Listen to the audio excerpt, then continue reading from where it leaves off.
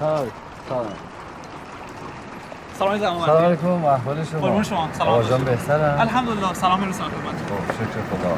از وقتی که نشریه بستم خیلی متاسف شدم. ان شاء الله بتونیم از توقیف ترش بگیریم. ان شاء الله. موفق باشید. خوشحال شدم دیدمتون. سلام باشید. خدا.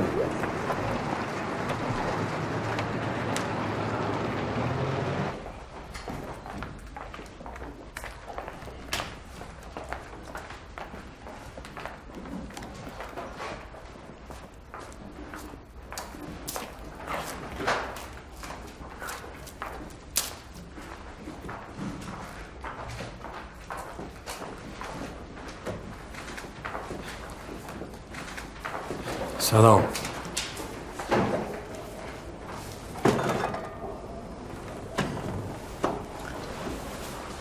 سلام. پیش از دفتر یه نشریه به میدان جنگ شبیه تره. میدان جنگ هم هست. البته بود. جنگ مغلوبه شد. ما از تجارت خونه سوهانچیان و اداره نظارت شهربانی شکست خوردیم. البته عجیب نیست. عوام خوراک شکم رو ترجیح میدن تا خوراک ذهن و روح. متاسفانه همینطوره. اما بیشتر از شکم عوام کارمنده بیمغز شما توی اداره نظارت بر مطبوعات توی ماجرا نقش داشتن. ببخشید منو. دل پرگاهی زبون آدمیزاد رو بی‌پروا و بی‌ملاحظه میکنه. چرا ایستادید؟ بفرمایید بشینید.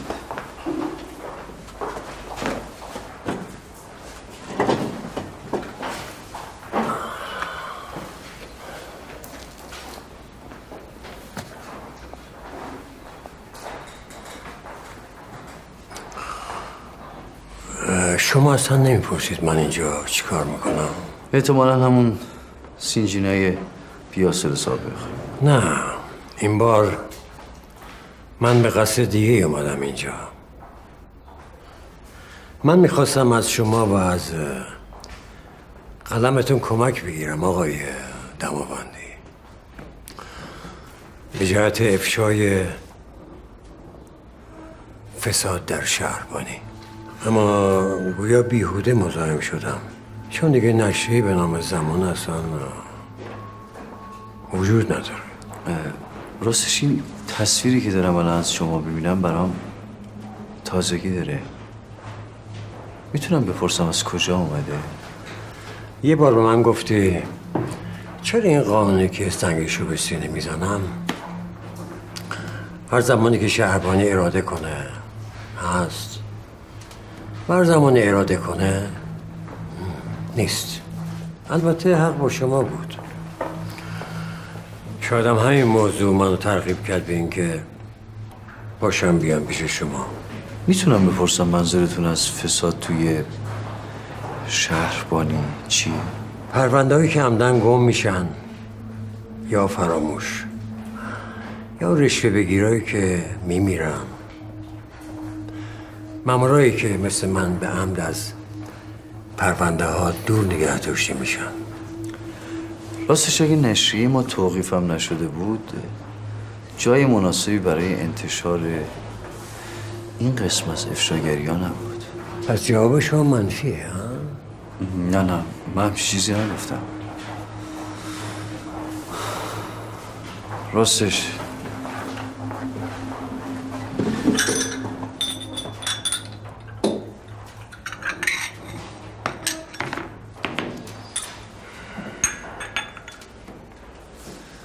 راه‌های دیگه‌ای هم هست، اما پرخطر. من خطرش رو به جون میخورم. نگران نباش.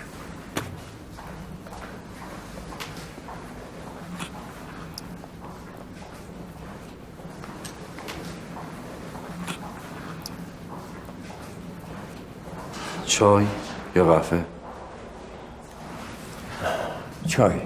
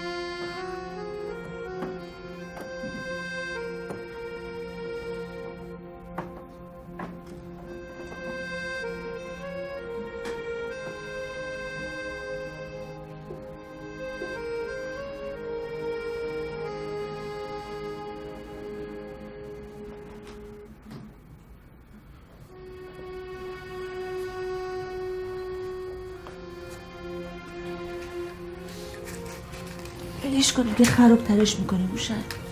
خراب میشه بلده.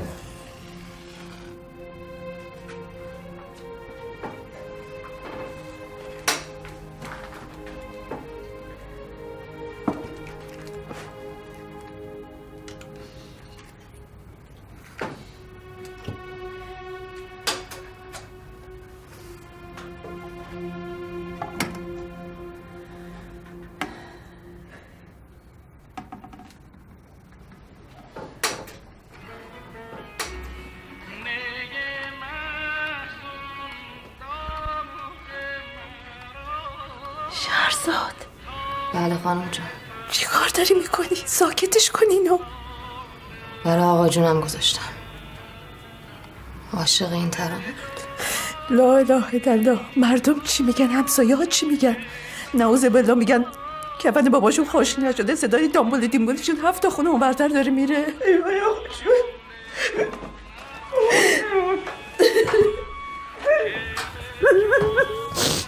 چشم.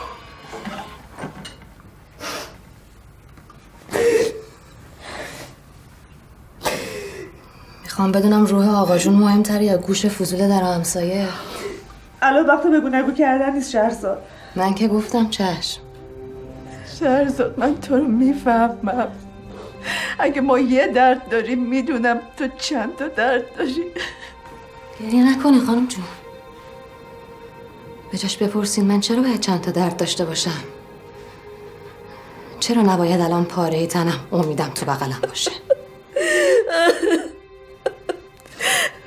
ما در بخت و اقبال هر کی رو یه جور میبافم. حواستو بده به درس و دانش کن. نه اینا همش خرافاته. بخت و اقبال من یکی رو همون 2 تا جمله بافته. در و همسایه چی میگن، مردم چی میگن. الان میگن واه واه چه آبروریزی شد، دختره یه بار فرار کرده. الان میگن به به چه برو بیای دختر شد عروس بزرگ آقا. مردم الان کجان بدبختی منو ببینن، تنهایی منو ببینن. الان کجان امید منو پس بگیرن. خسته شدم از لغلقه زبون این اون بودن. آسه رفتن آسه اومدن. من نمیفهمم اگه آخرش اینجایی بود که آقا جون رفت دیگه چه فرقی میکردیم به به و اه. چی بگم؟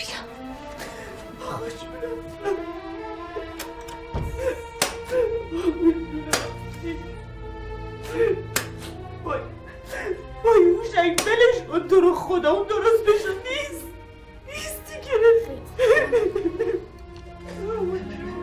از موقعی که آقا جون به رحمت خدا رفت زبون بستن دیگه صداش در نمیاد. حبیبی جانم مامان جان. مامانو نگاه کن پسرم. بخواب دیگه قربونت برم. آخه چرا گریه میکنی؟ بابا همین الان دایه شیرت داد. آخه مامان جان هیچی نیست. مگه نگفتم الان صدات کردم بیا برو ببینم. بچه کبود شده نمیبینی؟ هیچیش نیست. شیرشو خورده میخواد بخوابه. به تو چه؟ این بچه خودشو خراب کرده، کهنشو بد عوض کرد. گریه زاریش هم برای همینه دیگه. خودم میدونستم. ببر عوضش کن بیارش. بیا قربونت برم. عزیزم مادر که بالا سر بچه نباشه همینه جونم.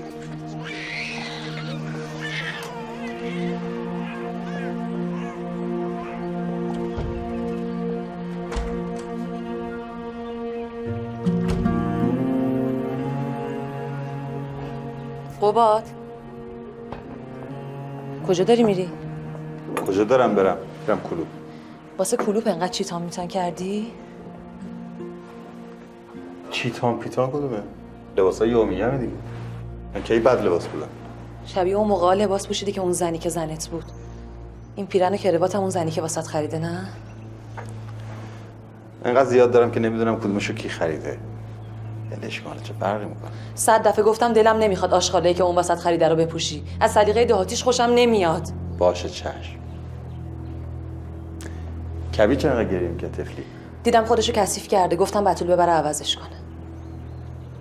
کار خوب کردی آفرین. یه چیزایی داری یاد میگیری. خیلی خوب. پس اگه کاری نداری من برم.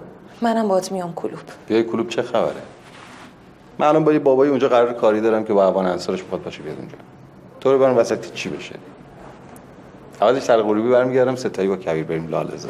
یه چیزایی می‌خواستی بخری چی بود؟ اولین چیزی که باید بخریم چند دست لباس جدید برای توه. قباد قول بده دیگه این آشغالا رو تنت نکنی. خب آره بابا آره چشم امری باشه. برو به سلامت. قباد غروبی دیر نکنی یا نصف شب نیای همه جا ببنده. آره حتما.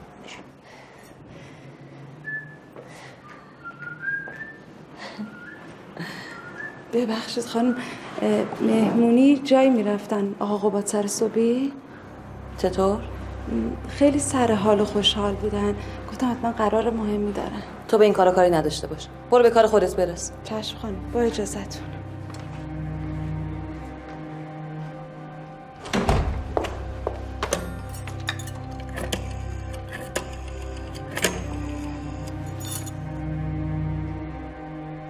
الو سلام.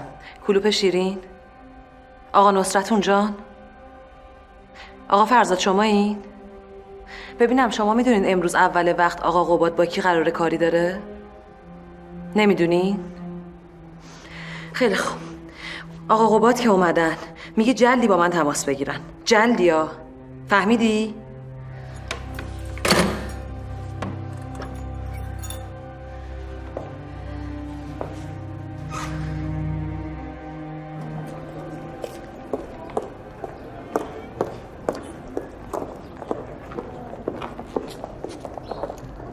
شهرزاد خانوم.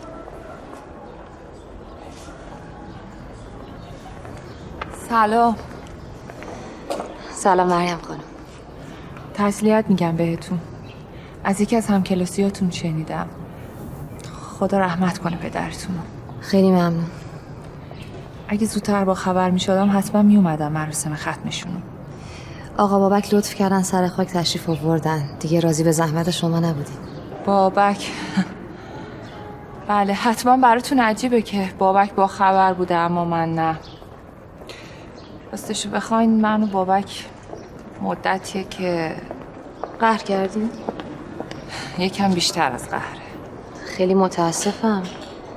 از هر نظر زوج خیلی بی‌عیب و نقصی به نظر میرسیدین.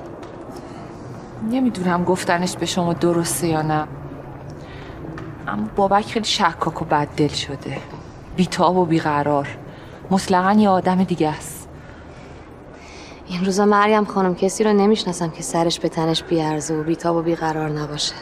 متوجه منظورتون میشم. بعد از جریان آقای مصدق از منم بازجویی شد. مختصر بود اما بود. اما تا کی میشه تو هپروت زندگی کرد؟ تا کی میشه آدما رو به دو دسته تقسیم کرد؟ خوب و بد. خب با این سبک و سیاق که آدم هیچ وقت پیشرفت نمیکنه. الان 90% آدما یا با شهربانی چیور هشت و نشر دارن یا با دربار برو بیا. اشتباه میگم؟ نمیدونم چی بگم. نمیدونم اسمش هپروته یا چیز دیگه ای، ولی حالا که سفره دلتون رو برای من باز کردین منم به خودم اجازه میدم که بگم اگه دوستش دارین حفظش کنین با چنگ و دندون. چون زمان که میگذره هیچی سخت‌تر از دست دادن کسی نیست که برای از دست ندادنش باید با جون و دل میجنگیدین. و یه موضوع دیگه، دسته بندی کردن آدما به خیلی خوب و خیلی بد کار درستی نیست، ولی این وسط تکلیف شرافتمون چی میشه؟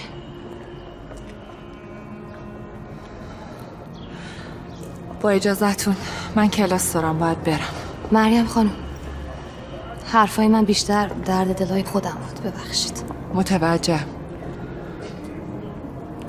هیچ دو گره کور عاشقانه‌ای به هم شبیه نیست که راه حلشون شبیه هم باشه. خداحافظ.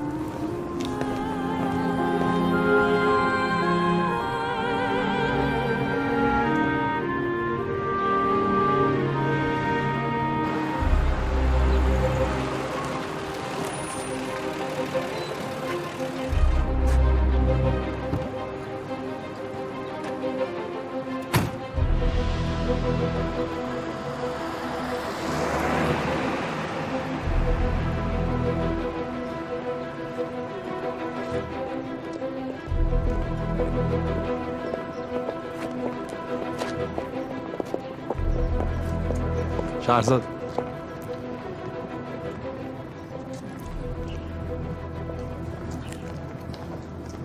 سلام. چقدر؟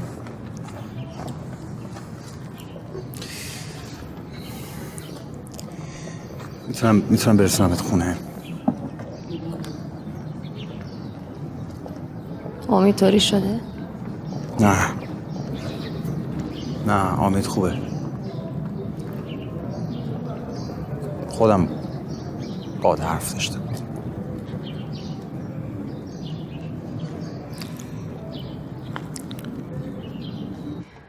بزرگ آقا برای شما بدپای شخصی گذاشتم. چطور مگه؟ اینطور دور و اطراف و پاییدن. میگم شاید نگرانین کسی دنبالتون کرده باشه. این ملاقات بی وقت ارزش این همه وحشت و دلنگرانی رو داره. من دلنگران چیزی نیستم. تو انقدر عصا قورت داده با من حرف نزن یه جوری که انگار اصلا هم دیگه رو نمیشناسیم و با هم غریبیم. میدونم خبت کردم سر خاک آقای خدا بیامرزت نیومدم. خب نیومدم چون نمیتونستم. روم نمیشد با تو و خانواده‌ات چش تو چش بشم. ولی به جان خودت چه زد که میخوام دنیام نباشه. تو خلوت و تنهایی خودم عزایی واسش گرفتم که انگار بابای خودم مرد. ممنون. فکر نمی کنم روح آقا جونم راضی به زحمتتون بوده باشه. اینجوری با من حرف نزن شهرزاد. ما تا همین یه ماه پیش با هم زن و شوهر بودیم. خودتون میگیم بودیم. خب میشیم. دوباره میشیم. چیزی عوض نشده.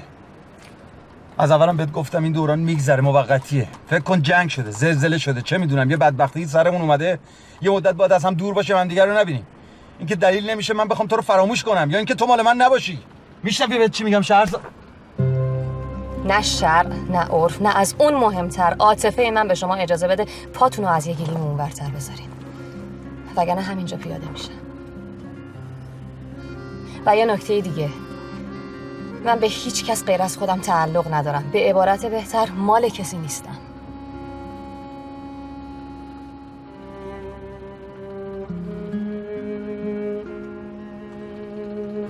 وقتی قبول کردی برسونمت فکر کردم تو هم به اندازه من دلتنگ بودی این روزا. قبول کردم چون بین ما هنوز یه بند مشترک هست. پسرمون امید. شاید مجبور باشیم گاهی همدیگه رو ببینیم به خاطر آینده اون بچه. خبرشو دارم هفته پیش رفتی دیدیش. بله. یه مادر چی میخواد جز اینکه هفته یکی دو بار یه چند ساعتی زیر نگاه سنگین بقیه پاره تنش رو ببینه. ممنون واقعا. موقتی این روزا شهرزاد میگذره. این واسه تنها چیزی که مهمه اینه که من هنوز با همه وجودم دوستت دارم، عاشقتم. خواهش میکنم اینقدر تجاوز نکن به حریم این کلمه مظلوم بی پناه. تو عاشقی؟ تو عاشقی واقعا؟ عاشق چیزی رو با چیزی تاخت نمیزنه. عاشق زندگی ساده رو با من نمیذاره توی یک کفه زندگی پر جلال و جبروت باشه توی کفه دیگه. عاشق مثل بره نمیره زیر یوغ بزرگ آقا. عاشق انقدر ترسونه میشه که هنوز هایی به هوی نرسیده اینجوری آدم رو تنها بکنه. بس دیگه لامصب. من هر کار کردم به خاطر آینده پسرمون بوده، به خاطر آینده امید بوده. امید برای آیندهش به مادرش بیشتر احتیاج داشت یا مال و منال بزرگ آقا؟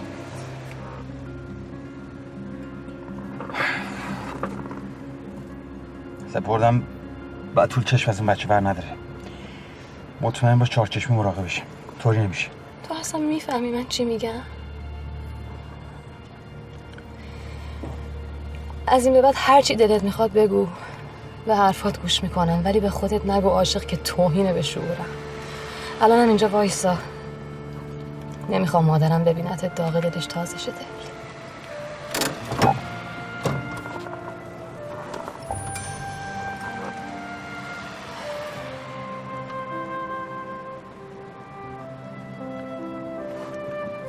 شهرزاد من تو خواب و خیال همون روزا هنوز خواب و خیال حرف زدنمون، گپ زدنمون، گفتن خندیدنمون، شام نهار خوردنمون، شب 1001 شب خوندنمون. بابا من نمیتونم شهرزاد. هر روز دوری تو داره طاقت منو بیشتر تاق میکنه. من بابا سخته واسم دوری تو، اینو بفهم. چطور اینو بهت ثابت کنم؟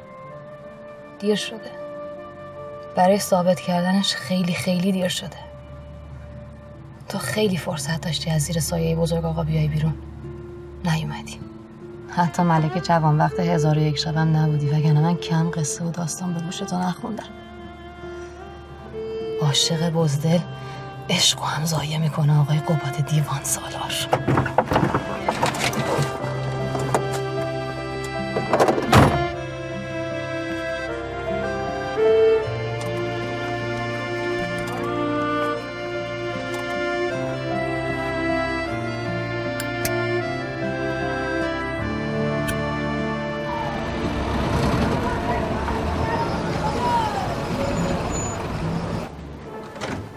سلام موسیو. سلام. کم پیدا شدی؟ این روزا یه مقدار سرم شلوغه. بفرمایید. با اجازه. سلام. سلام. دیر کردی. ببخشید. باید بعد از این همه مدت که قرار گذاشتیم زودتر می اومدم. اما چند نفر تو کلاس چونه‌شون گرم افتاده بود. بحث سر شعر قدیم و شعر نو بود. تازه طرفدارای شعر نو خودشون دو دسته شده بودن. یه گروه طرفدارای نیما، یه گروه هم طرفدارای دکتر خانلری. استاد اونم که اصلا تو کتش نمیرفت که شعر نیما شعر باشه. اما این آقا فرهاد شما خیلی خوب بحث میکنه. همه کم آورده بودن. آخر اون فقط استاد از رو برد. مریم حرفش این بود، فرهادو میگم، هر زمونه شعر خودشو میطلبه. وقتی صدای شهر شده، صدای خرخر اتومبیلا که نه وزنی دارن نه قافیه‌ای، صدای شعرم باید عوض شه. استاد میخواست جوابشو بده. مریم چیه؟ چیزی میل نداری؟ نه ممنون. در حال حاضر هیچ علاقه‌ای به شنیدن ماجراهای کلاستون ندارم. حالا میتونه این ماجرا مرافعه بین نیما و دکتر خانلری باشه یا اراجیف استادتون در رد شاعریت نیما. ما که امروز دعوا نداریم ها. وقتی گفتی ببینیم همو قول دادی، نه دعوا نه پیش کشیدن حرفای گذشته. سر قولم هستم. مریم ما باید با هم ازدواج کنیم. ظرف همین 1-2 هفته آینده. راضی کردن پدرت با من. اگرم راضی نشد ما کار خودمون رو میکنیم. پرسیدم میشه. چرا اینقدر شتاب زده و بی هوا؟ شتاب زده و بی هوا؟ اون 2 سال با هم نامزدیم. همین الان نشم دیر شده. مریم من امروز فقط ازت یک جواب خیلی قوی و مطمئن میخوام. یه جواب خیلی مطمئن. جوابی که مولایی درزش نره. مریم تو با من ازدواج میکنی؟ این دفتری که من رفتم برای فیلم میدونی ممکنه از 1-2 هفته دیگه گرفتار فیلم برداری بشم. تازه تئاترم که 1-2 تا پیس هست که داریم با بچه‌ها تمرین میکنیم. مریم آره یا نه؟ آخه همه این مشغله زمان میبره. آره یا نه؟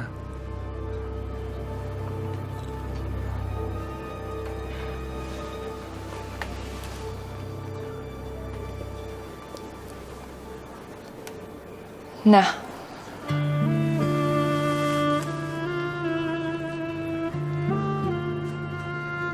نه؟ بابک این جدایی برای منم ساده نیست. اما درک کن بعد از شلوغی‌های 28 مرداد من و تو روز به روز از هم دورتر و دورتر شدیم. این اواخرم که دیگه نور علی نور بود. جمله‌ای نبود که بگیم و دومیش ختم به دعوا نشه. تو گفتی نه؟ آره گفتم نه. اما باور کن برای خودم هم ساده نیست. این به نفع هر دو ماست. ما داریم همدیگر رو ویرون میکنیم. تو از من میخوای من یکی بشم مثل خودت، به همه بدبین باشم، همین کاری که تو میخوای انجام بدم. من کی همچین چیزی خواستم؟ حرفمو قطع نکن. باشه قبول. اما از من چی میمونه؟ از من یه توفاله میمونه. توی همچین مریمی رو قبول داری؟ میتونی یه همچین مریمی رو دوست داشته باشی؟ تو به من گفتی نه؟ بابک، بیا این واقعیت رو قبول کنیم که راه من و تو از هم جداست. یه وداع سخت بهتر از یه عمر سختی کشیدنه. و یه چیز دیگه، نمیخوام به خاطر پیشنهاد ازدواج خودتو مقصر بدونی. تو فقط میونبر زدی به قلب من، وگرنه من دیر یا زود اینا رو بهت میگفتم. بابک، من و تو از هم عبور کردیم. دیگه برگشت ناممکنه. باورم نمیشه این جمله رو دارم از ذهن زنی میشنوم که تا همین چند وقت پیش مدام از قول مالارمه شاعر میگفت دوستت دارم تا آن سوی ابدیت. خب شاید مالارمه اشتباه میکرده. هیچ چیز ابدی وجود نداره.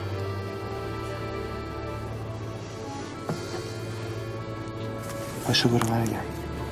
ببین بابک، تو لیاقتت خوشبختیه، اما با من خوشبخت نمیشی. من مطمئنم دختری رو پیدا میکنی که همه گفتم پاشو برو مریم.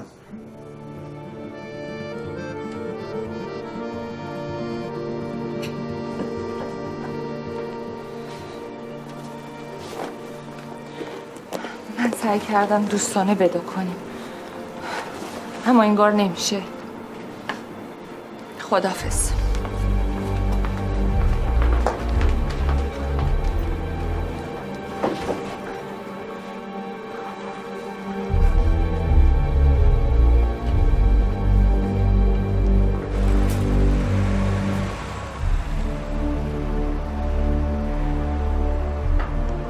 تاکسی.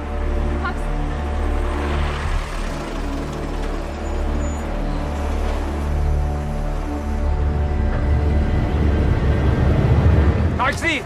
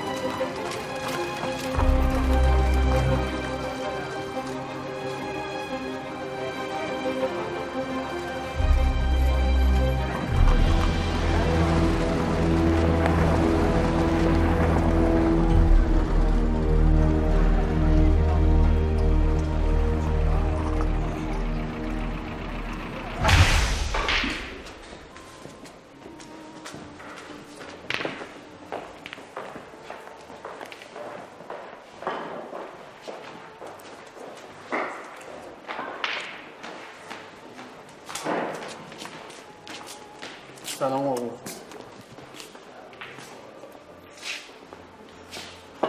آقا سلام عرض کردم. از صبح از منزل یه 10-15 باری تماس گرفتم.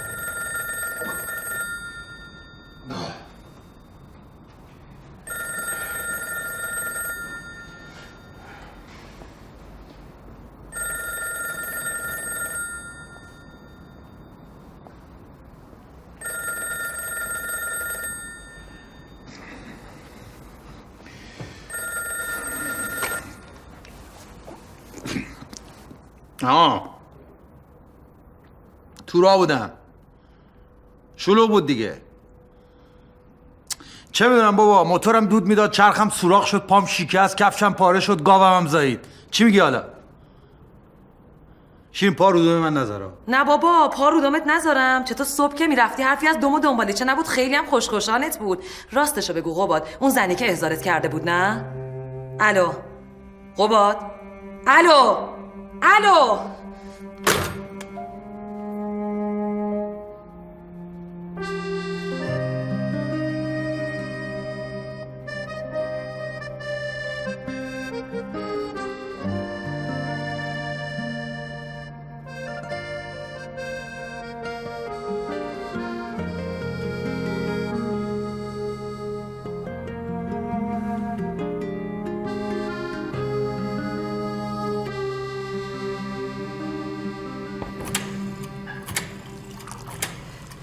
چی شد خانم؟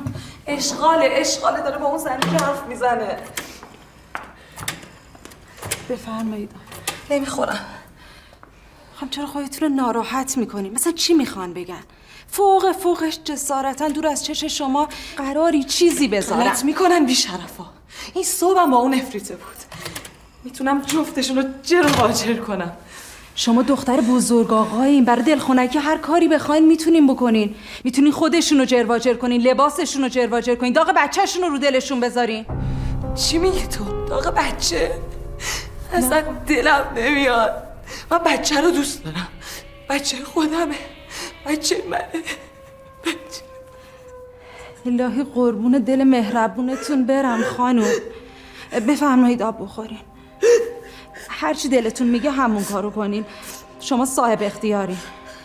برو اگه برو، میخوام تنها باشم. چشم. من بیرونم، کاری داشتین صدام کنین.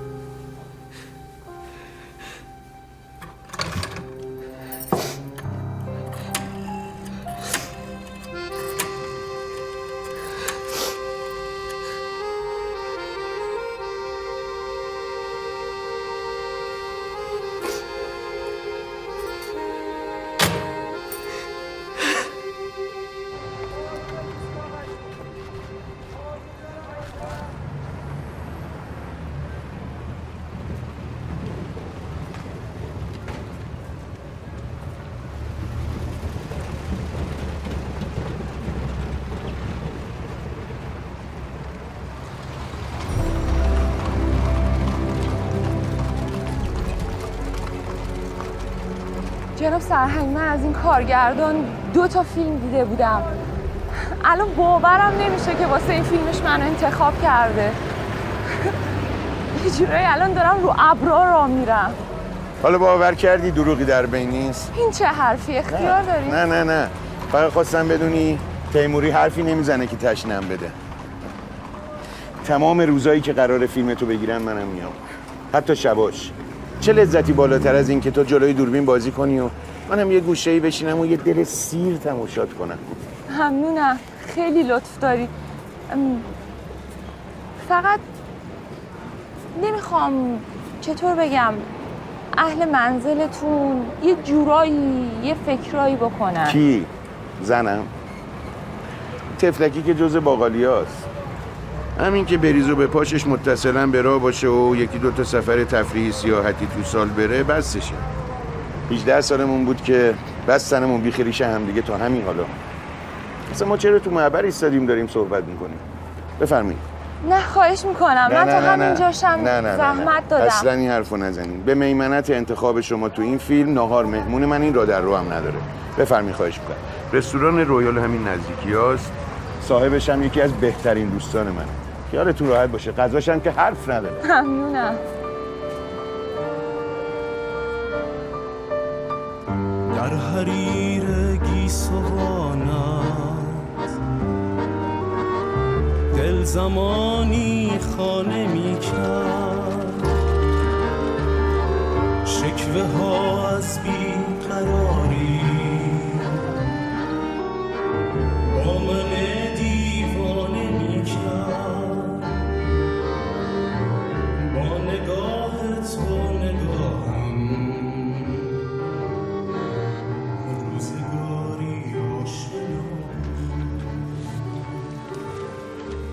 بابک چطوری رفیق؟ بشین ببین لامصب چی میخونه. ادیت پیاف و شرمنده خودش کرد. 2 ساعت تو کافه نادری منتظرت بودم. کافه نادری؟ یادت رفته؟ وعده کرده بودیم حرف بزنیم راجع به اون پیشنهاد شغلی انتشاراتی بهار. انتشارات بهار. پس میزنیم به سلامتی انتشارات بهار و بابک. بشین رفیق، بشین بخندیم به ریش این زمونه که هر روز صبح ما رو با وعده‌های خوشگل رایی میکنه و شب به ریش خوشباوری ما میخنده. بشین. پاشو بریم بیرون بابک. بیرون که جهنمه. تو مملکت زنده‌باد و مرده‌باد فقط میشه خشونت کاشت و تفرقه درو کرد. خیلی خوب. پاشو بابک. کجا بریم بهتر از اینجا؟ بابک.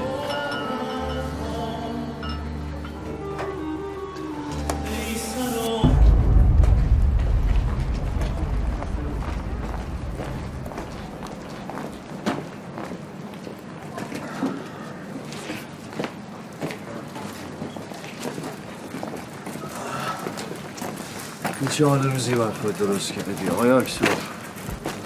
حال و روز مرگ.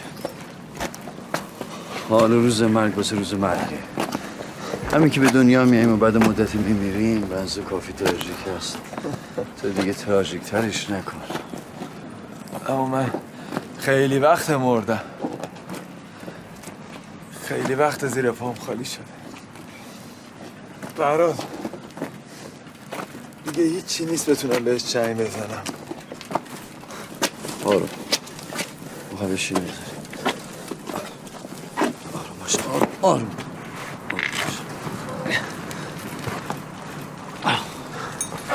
اگه زیر پای من خالی نشد ولی سعی کردم با این واقعیت تلخ کنار بیام که هیچ وقت نمیتونی چیزی رو که قرار از دست بدی به زور نگه داری.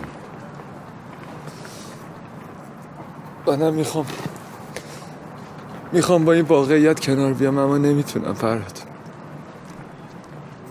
تمام این شهر لعنتی، این خیابونا، این سنگ فرشا، مغازه ها، کافه ها، سالن‌های تئاتر، مریمو میاره جلو چشم. عزیزم گفتناش، جانم شنفتناش. پس پاشو کمربند تو صفر کن، چون اگه یه لحظه وابدی کار تمومه. باید بدونی که وقتی این قلم رو دستت میگیری باید بتونی تاوانش هم پس بدی. اگه مجوز اجرای نمایش تازه تو نمیدن، اگه زهر تعطیل شدن نشریه به جونته، اگه یه بی‌شرفی اومده نامزدت رو غر زده، پاشو بجنگ، مشت بکوب، تقلا کن، بلکه بتونی حقتو بگیری. فرهاد رفیق، تو که از من هپروتی تری. وقتی عشق تو اونطوری از چنگت در آوردن، شوهرش دادن، بعد مثل دستمال مچاله انداختنش بیرون، مگه تو تونستی کاری بکنی که من بتونم بکنم؟ مگه یه مرد چند بار میتونه ببازه؟ اول به کودتا چیا، بعد به سانسور چیا، حالا هم که به پاگون چیا. رفیق تو الان داری به خودت میبازی. فرهاد پاشو برو، پاشو. اشتباه کردی، اصلا اومدی دنبالم. پاشو.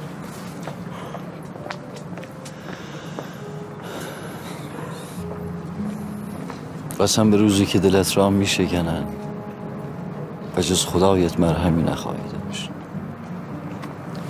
شاید حق با تو باشه. بعضی وقتا تو زندگی آدم وضعیتی پیش میاد که هیچکی نمیتونه تو پیدا کردن راه به آدم کمک کنه. شب بخیر رفیق.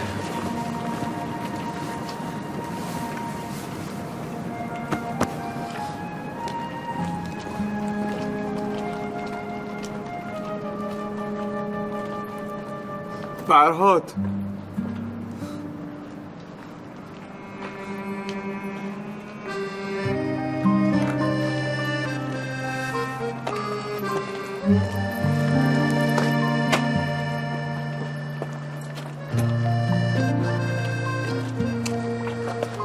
تنهام نذار رفیق.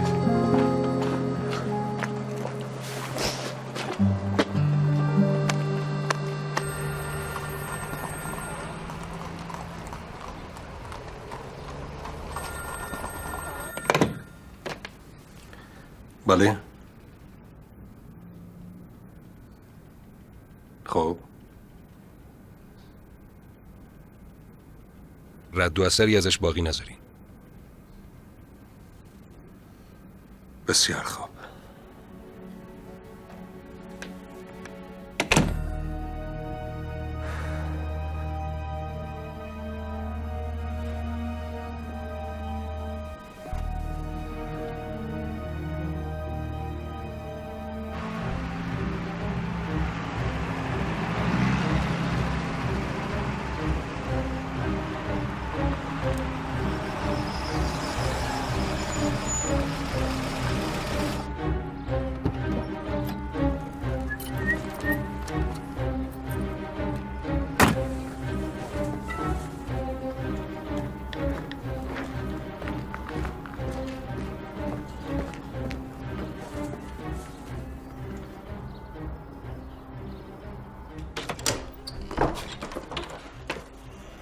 شربت شربت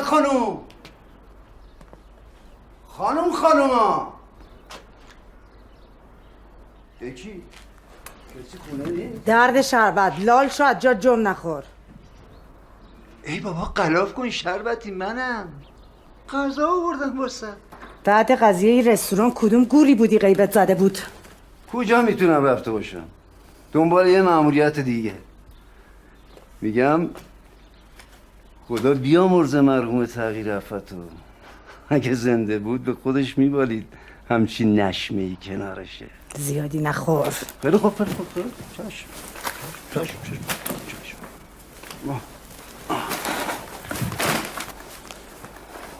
گویا خیلی دنبالت گشتن. قرارمون همین بود که هیچ چند روزی آفتابی نشم. این مدت تو چطور شکمتو سیر میکردی؟ برگ درخت، آب جوب، آشغالای مردم. به تو چه؟ یعنی تو این مدت هیچ کیو ندیدی راستی؟ چی؟ اربابا جاشونو خیس کردن ما به لوشون داده باشم؟ نه بابا همینطوری واسه خودم پرسیدم. چیه؟ سیگاره؟ ازت دلشون خیلی پره. چرا جمع میکنی؟ بخور. بازم برات میارم بخور. نگفتن تا کی باید تو این سوراخ موش بمونم؟ ازت دلشون خیلی پره. بقم دارم. کارو نیمه تموم گذاشتی. دربا خیکشون. به قرطونیمشون هم باقیه؟ اگه اون دوتا سرخر نیومده بودن که پریر فرستاده بودم اون دنیا. اون موقع کدوم گوری بودن؟ حالا چرا عصبانی میشی؟ گفتن یه 2 هفته میفرستن از جنوب. بعدم از اونجا با لنج میفرستن اون برا. قرار ما قاچاق و لنج و این حرفا نبود. آها نقشه عوض شده. یه کسایی دیدنت که نباس میدیدنت. همون سرخرایی که خودت میگی. میگن یه مدت میری آبا از آسیاب بیفته. البته بستگی به خودت هم داره. این مدت کسی زاغسیات و چوب نزده باشه فیلمسل. زاغسیای من داره واسه خودش چه چه میکنه. منم به جز موشای کور حوصله اختلاط کردن با هیچ کیا ندارم. خوشو هری. خیلی خوب میرم. این موالتون کجاست؟ بدجوری سقل سرد کردم. اون تا دست چپ. چای نباتم یادت نره.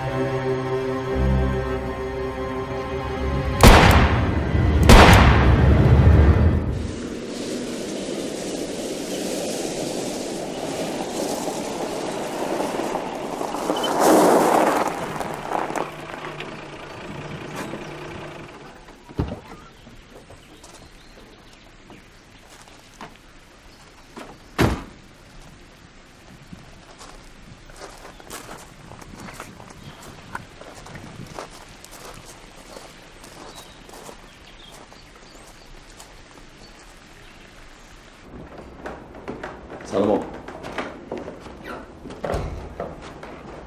سلام آقا.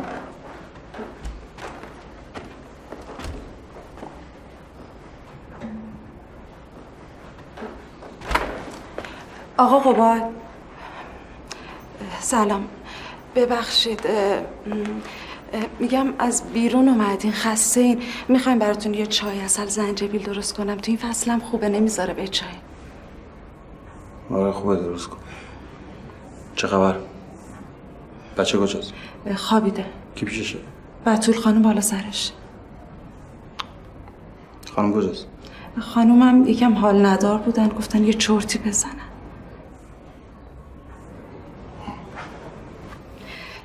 ببخشید. جسارت آقا. چه خبره باز؟ چی میخوای بگی؟ امروز شیرین خانم یه چیزایی میگفتن. چی میگفت؟ نمیدونم چجوری بگم. درباره کشتن شما و شهرزاد خانم جر و جر کردن، دقیقا همینو گفتن. آقا یه چیزایی هم درباره آقا کبیر میگفتن. زبونم لال میگفتن میخوان داغش رو دل مادرش بذارن. آقا خدا منو ببخشه، اصلا نمیخواستم چغلی شیرین خانم رو برای شما بکنم، ولی اسم شما آقا کبیر که اومد. آقا با اجازهتون. بس ببینم اینجا. بله آقا. درباره کبیر دیگه چی میگفت؟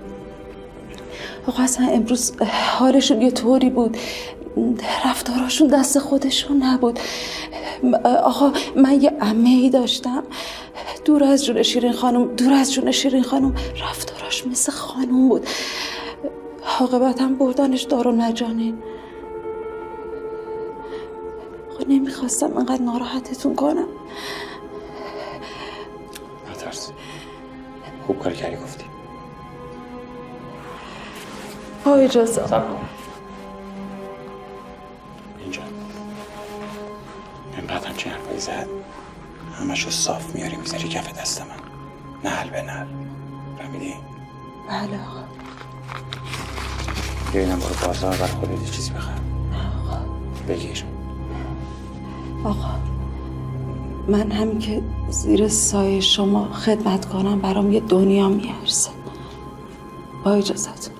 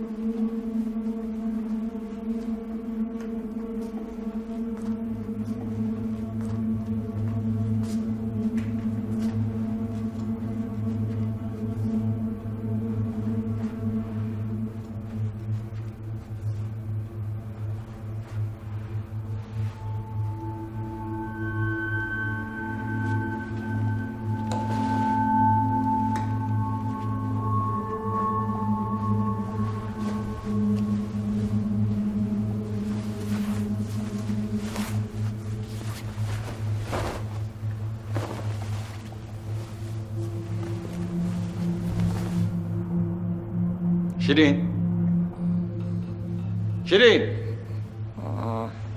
باش ببینم چه بساطی اینجا رو انداختی. برام شو. با تو هم های باش ببینم. برو ساقم. زنی که دیوانه زنجیری.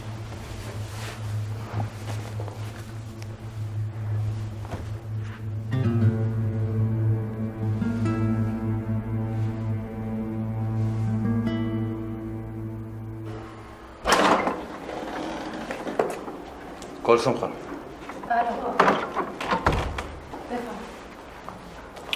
حال شیرین خانم باز به قاعده نیست. برو شربت آب لیمویی به لیمویی یه چیز بزاش درست کن برام. چشم آقا، الان میارم خدمتشون.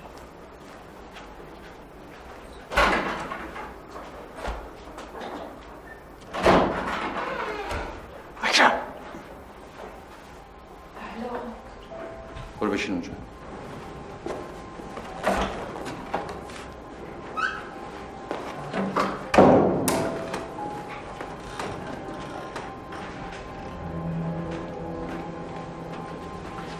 این چیزایی که به من گفتی رو حاضری به بزرگ آقام بگی یا نه؟ معافم کنین آقا. بزرگ آقا بیرونم میکنه. بگی من اینجا برگ چوغان دارم. شما تاج سرین. طاقت عصبانیت بزرگ آقا رو نداره. خطاب بزرگ آقا با دعواست، میگذره میره. بعدش من واقعا نگران شیرین خانومم. بالاخره یه جوری باید به بزرگ آقا بگیم دیگه، بگیم حالا احوال دخترش چیه، بلکه فکر اجاره‌ای بکنه. آدم عاقل حرف نمیزنه که شر بشه، ولی اگه بدونم شما پشتمین و دلم به شما قرص باشه. خب خیالت راحت باشه، من پشتتم. زیر و زبر و آخر عاقبت این مورد دست منه. این وسط آدم عاقل کسی که فقط دانو که دماغشو نبینه.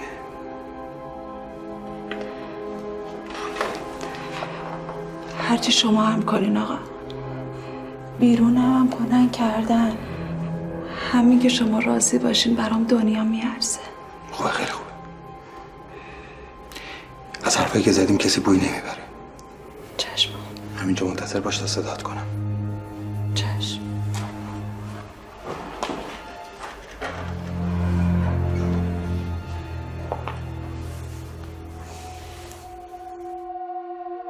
آسمون آبی گرفت، دنیا نکرد سر.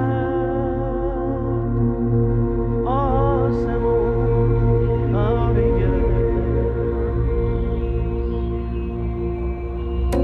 گرفت. گفته بودم بی تو میمیرم، ولی این بار نه. گفته بودی عاشقم هستی، ولی انگار نه.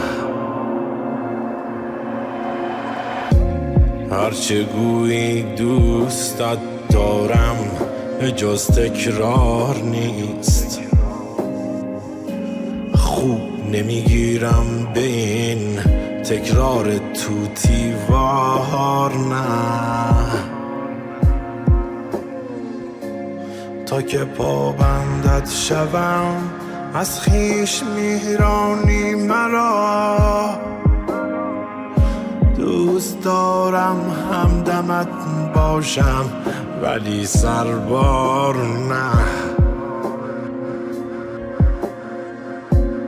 قصد رفتن کرده ای تا باز هم گویم بمان.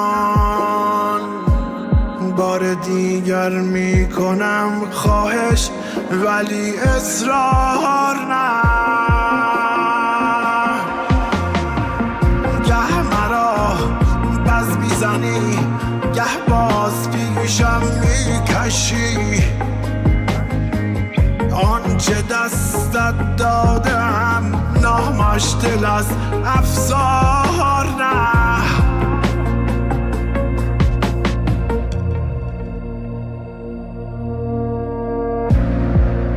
آسمون آبی گرفت، دنیا نکرد سرد. آسمون آبی گرفت، دنیا نکرد سرد.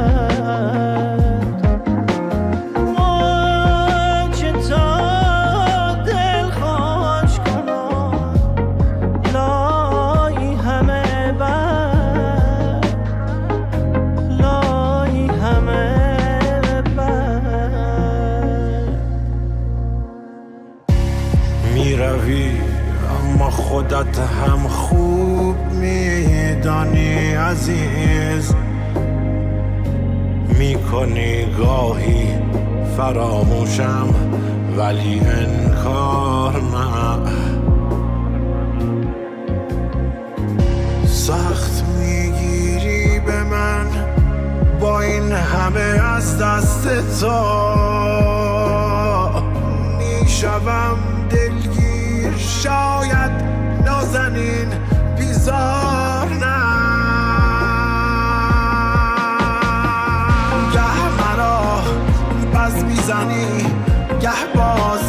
آغوشم میکشی آنچه دستت دادم نامش دل از افزار نه